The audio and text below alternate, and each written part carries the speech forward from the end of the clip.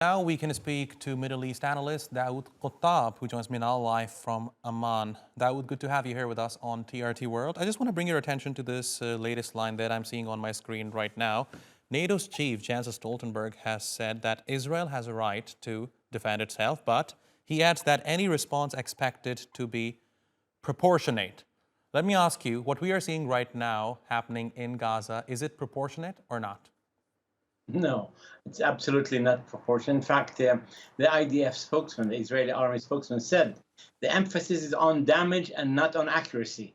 So they're actually admitting that they're not interested in accuracy, but they're more interested in damage. This is a revenge attack. This is an attack that is aimed at pleasing or soothing the Israeli public rather than accomplishing any military expectation. This is totally a revenge act and not a military act.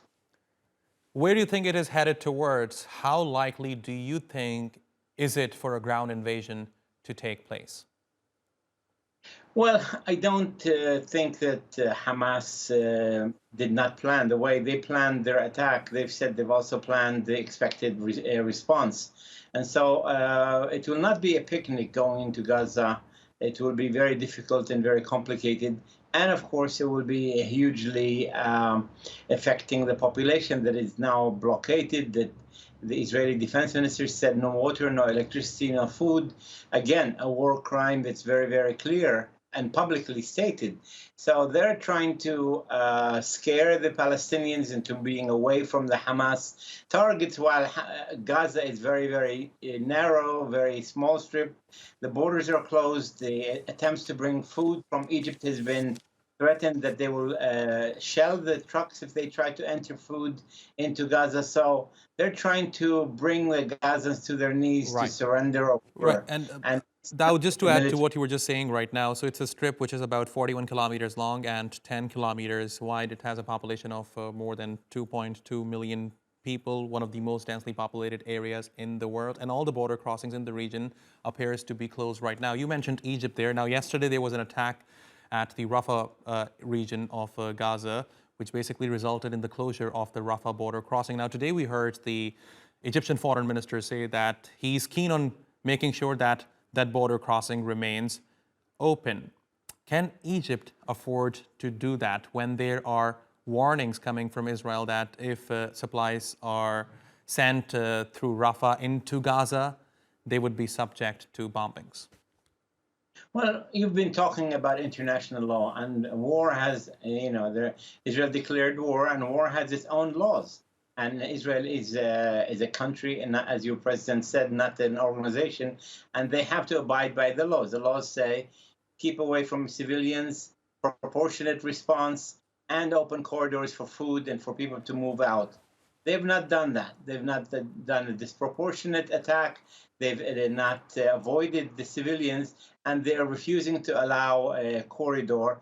And the strange thing is nobody's calling for a ceasefire.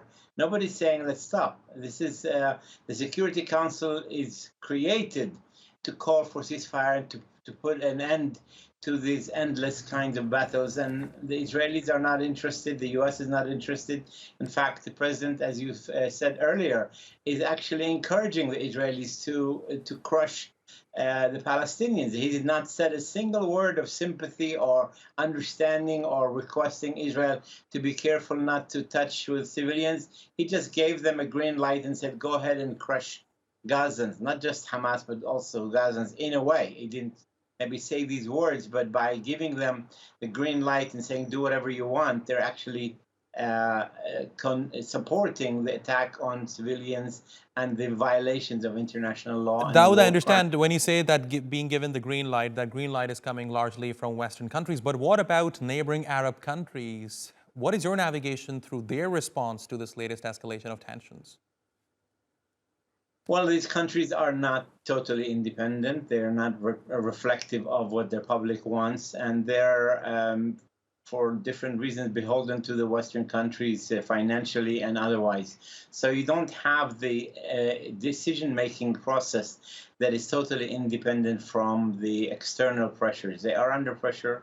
They're not interested. I mean, they want to help but they're not willing to take serious efforts to do that, and they're not willing to put their own peace treaties or agreements on the table. They're not willing to withdraw their ambassador, or at least at least ask the Israeli ambassador to leave their countries. So in Jordan, we've been having daily demonstrations, very strong and powerful demonstrations in support of the Palestinians. If this continues, the pressure on Jordan, which has the biggest borders with the Palestine and Israel, is going to be under a lot of pressure to open up the borders, and there's a lot of people who want to go and fight. This is not going to happen, but I'm just telling you that this is what the call is Right. now, the orders to be open. All right, Daoud Kuttab, thank you very much for talking to us here on TRT World. Really appreciate your taking out the time.